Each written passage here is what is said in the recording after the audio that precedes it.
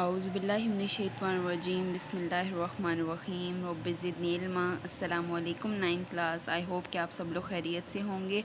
तो आज हमने एक्सरसाइज 1.6 के जो क्वेश्चन नंबर 1 था बाय क्रैमर्स रूल हम कर रहे थे, तो उसके फ़र्स्ट 4 पार्ट जो हैं वो कंप्लीट हो चुके थे।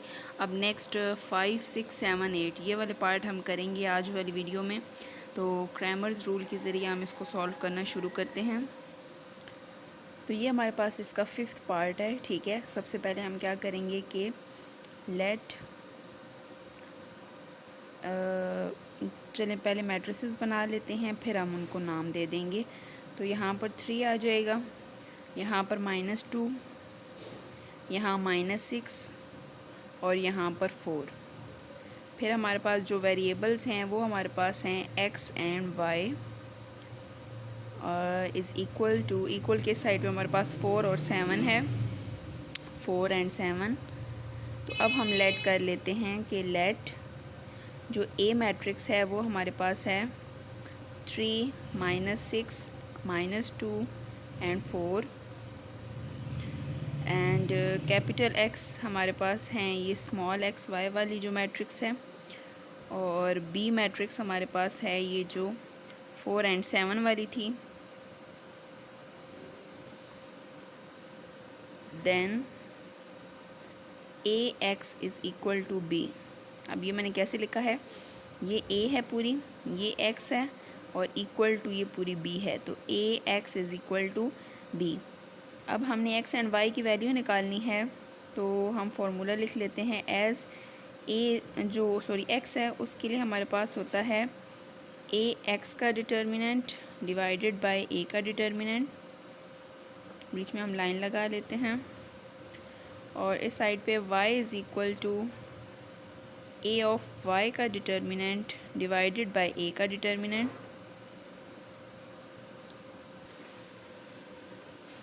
तो a का डिटर्मिनेंट सबसे पहले हम निकाल लेते हैं। a हमारे पास है 3, -6, -2 एंड 4। क्रॉस मल्टीप्लिकेशन करेंगे, 4 3s आर 12, बीच में माइनस आता है, 6 2s आर 12 और ये माइनस माइनस प्लस हो गए, ठीक है। तो 12 -12 प्लस माइनस में दोनों वैल्यू सेम हैं, 12 में से 12 माइनस करेंगे तो 0 आ गया।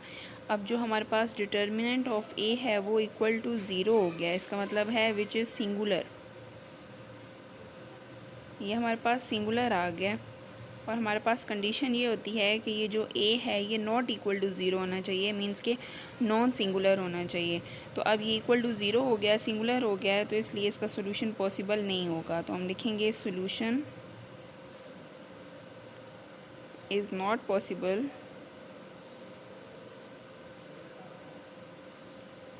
Because a is singular. इस a का नॉन सिंगुलर होना बहुत ज़रूरी कंडीशन है, लेकिन हमारे पास ये सिंगुलर हो गया है, जिसकी वजह से ये सॉल्यूशन पॉसिबल नहीं होगा। तो इससे ये आगे सॉल्व इस साइड पे भी हम नहीं कर सकते, क्योंकि यहाँ पर भी a का डिटर्मिनेंट ही यूज़ होना था। जब ये 0 हो जाएगा तो ये हमारे पास आगे सॉल्व नहीं हो सकता। अब हम इसके जो है वो नेक्स्ट पार्ट की तरफ चलते हैं। तो ये हमारे पास इसका 6 पार्ट है।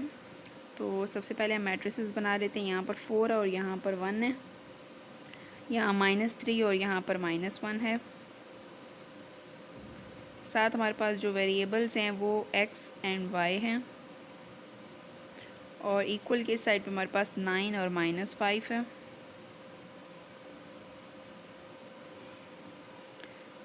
तो अब हम लेट कर लेते हैं, इन मैट्रिसेस को नाम दे देते हैं कि let a is equal to 4 -3 1 -1। Capital X जो है वो हमारे पास वेरिएबल्स वाली जो मैट्रिक्स है उसकी इक्वल हो जाएगी, और इक्वल के दूसरी साइड पे जो मैट्रिक्स है 9 -5 वाली, इसको हमने b का नाम दे दिया है। देन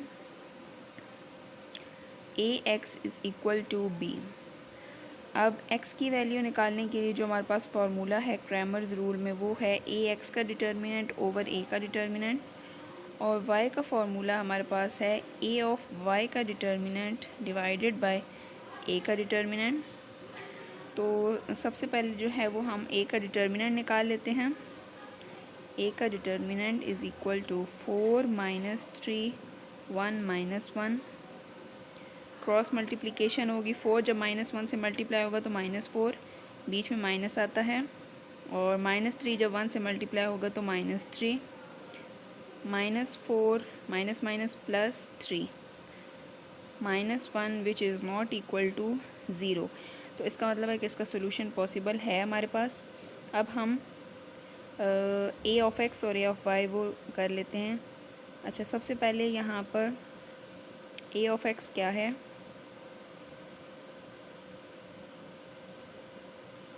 ए ऑफ एक्स हमारे पास ये होता है कि ये जो दो नंबर है ना, ये हमारे पास एक्स के कोएफिशिएंट्स हैं। तो इन कोएफिशिएंट्स को चेंज किया जाता है जो बी के नंबर्स हैं ना मैट्रिसेस में, उनके साथ। तो 4 की जगह 9 और -3 की जगह -5 आ जाएगा। 9 -5, और जो बाकी दो नंबर्स हैं ये वाई वाले, ये एज इट इज़ रहेंगे 1 -1। और यहाँ पर अब हम ए वाई निकाल लेते हैं। जब ए ऑफ वाई निकालेंगे तो उसमें हमारे पास जो एक्स के कोएफिशिएंट्स हैं वो एज इट इज़ रहेंगे, मींस के 4 एंड -3 एज इट इज़ रहेंगे। जो वाई के कोएफिशिएंट्स हैं 1 और -1 वो चेंज हो जाएंगे 9 और -5 के साथ, 9 -5। अब हम दोनों साइड पे डिटर्मिनेंट निकाल लेते हैं। पहले ए ऑफ एक्स का निकालते हैं। जब 9 -1 से मल्टीप्लाई होगा तो -9 आ जाएगा, बीच में माइनस आता है, और -5 जब 1 से मल्टीप्लाई होगा तो -5 आ जाएगा। -9 माइनस माइनस प्लस, तो यहाँ पे हमारे पास -4 आया है। ये हमारे पास ए ऑफ एक्स का डिटर्मिनेंट है। अब हम ए ऑफ वाई का डिटर्मिनेंट निकाल लेते हैं। तो 4 जब -5 से मल्टीप्लाई होगा तो -20, बीच में माइनस आता है, और 9 जब -3 से मल्टीप्लाई होगा तो -27। अब -20 माइनस माइनस प्लस 27, 27 में से 20 को माइनस करेंगे तो 7, बड़ा एलिमेंट 27 है तो प्लस में ही आएगा। ये हमारे पास ए ऑफ वाई का डिटर्मिनेंट है। अब हम पुटिंग कर लेते हैं। ए ऑफ एक्स का डिटर्मिनेंट डिवाइडेड बाय ए का डिटर्मिनेंट। ए ऑफ एक्स का डिटर्मिनेंट -4 आया था और ए का डिटर्मिनेंट -1 आया था। तो माइनस और माइनस कैंसिल हो गए, हमारे पास एक्स की जो वैल्यू है वो 4 आई है। अब इस तरह हम वाई की निकाल लेते हैं। Y is equal to A of Y का डिटर्मिनेंट डिवाइडेड बाय ए का डिटर्मिनेंट। ए ऑफ वाई का डिटर्मिनेंट 7 आया था और ए का डिटर्मिनेंट -1, तो वाई की जो वैल्यू है वो -7 आ जाएगी। ये हमारे पास एक्स और वाई की इसमें वैल्यू आ गई। आई होप कि आपको ये पार्ट अच्छे से समझ आया होगा। अब हम नेक्स्ट पार्ट की तरफ चलते हैं। तो ये हमारे पास इसका 7th पार्ट है। सबसे पहले मैट्रिसेस बनाएंगे। 2 -2 -5 -2, फिर वेरिएबल्स हमारे पास एक्स एंड वाई हैं।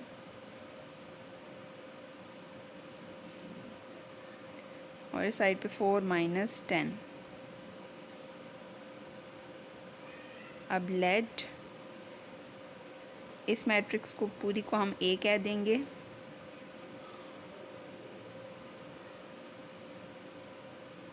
ये हमारे पास पूरी एक्स मैट्रिक्स बन जाएगी और ये पूरी बी मैट्रिक्स बन जाएगी।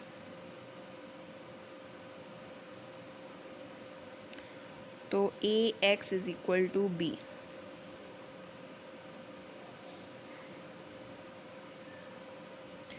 अब हमारे पास जो x का फॉर्मूला है वो है a ऑफ x का डिटर्मिनेंट डिवाइडेड बाय a का डिटर्मिनेंट, और दूसरी साइड पे हम y ले लेते हैं। a ऑफ y का डिटर्मिनेंट डिवाइडेड बाय a का डिटर्मिनेंट। अब सबसे पहले a का डिटर्मिनेंट निकालेंगे, क्योंकि अगर ये नॉट इक्वल टू 0 होगा तभी सॉल्यूशन पॉसिबल है। तो a हमारे पास है 2 -5 -2 -2, 2 जब -2 से मल्टीप्लाई होगा तो -4, बीच में माइनस आता है, और यहाँ पर -5 जब -2 से मल्टीप्लाई होगा 5 2 ज़ार 10 और माइनस माइनस प्लस हो गया। तो -4 -10 माइनस माइनस प्लस 10 में 4 ऐड करेंगे 14, बड़ा एलिमेंट 10 और उसके साथ माइनस है तो माइनस आएगा। अब हम a ऑफ x निकाल लेते हैं। a ऑफ x के लिए जो x के कोएफिशिएंट्स हैं वो चेंज होके b के कोएफिशिएंट्स आ जाएंगे 4 - 10 और जो y के कोएफिशिएंट्स हैं -2 ये एज इट इज़ रहेंगे -2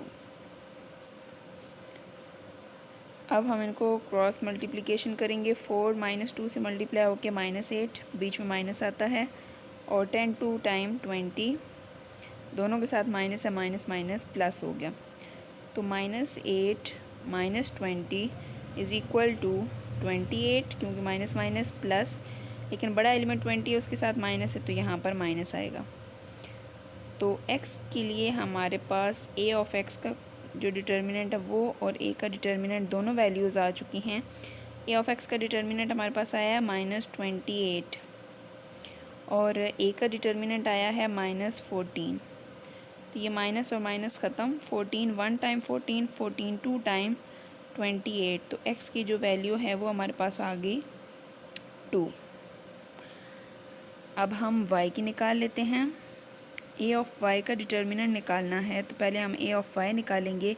x के कोएफिशिएंट्स एज इट इज़ रहेंगे 2 और -5।